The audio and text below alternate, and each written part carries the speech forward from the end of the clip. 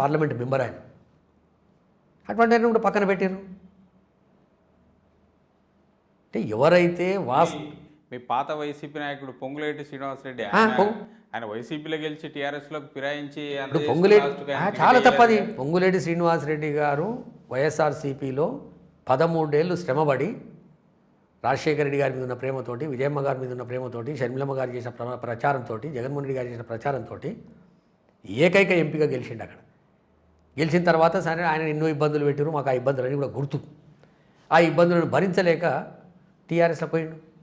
టీఆర్ఎస్లో పోయి కూడా ఏ రోజు ఇంట్లో వండుకోలే ఆయన కూడా ఒక స్వచ్ఛంద సంస్థ, ఒక ట్రస్టు. ఏ కార్యకర్త పోయినా, ఏ నాయకుడు పోయినా, ఏ మనిషి కాన్స్టిట్యూన్సీకి సంబంధించిన వ్యక్తి అయినా వాళ్ళని ఆదుకునేటటువంటి వ్యక్తి, ఒక 108 ఆయన. అటువంటి వ్యక్తిని కూడా పక్కన పెట్టేశారు. ఎమ్మెల్సీ లేదు, ఎంపీ లేదు. ఎందుకు పొంగులేటికి టికెట్ ఇవ్వలేదు? అదే కదా, కాచే చెట్టుకే రాళ్ళ దెబ్బలు. జో ఘోడా భాగితే ఓ ఘోడాకు భాగ్ని ఏదైతే ఉరికే గుర్రాన్ని ఆపేస్తారు.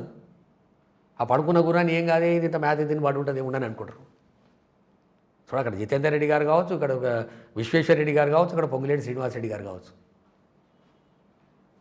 ముగ్గురిని రెడ్డి ఈక్వేషన్ ఏమైనా ఉందా? రెడ్డి ఈక్వేషన్ చాలా మంది రెడ్లకు ఇచ్చారు. రెడ్డి ఈక్వేషన్ ఏముండదు. రెడ్డల్లో కూడా జర ఎడ్డి చూస్తాడు, రెడ్డి కావాలా, ఎట్లో రెడ్డియో బొడ్డో చూస్తాడు అంతే. చాలా తెలివి కలడు కేసీఆర్ గారికి ఉన్న తెలివి. నేను చాలా దగ్గరికి వెళ్ళి చూసిన, ఆయనతోటి భోజనం చేసిన, బ్రేక్ఫాస్ట్లు చేసిన, ఆయనతోటి చాలా దగ్గరగా ఉన్నటువంటి వ్యక్తిని. చాలా తెలివి కలడు. ఆ తెలివితోటే కదా. మరిన్ని అప్డేట్స్ కోసం ఐఫ్రేమ్స్ మీడియా యూట్యూబ్ ఛానల్ని సబ్స్క్రైబ్ చేయండి. బెల్ ఐకాన్పై క్లిక్ చేయండి. Follows on Facebook and Twitter.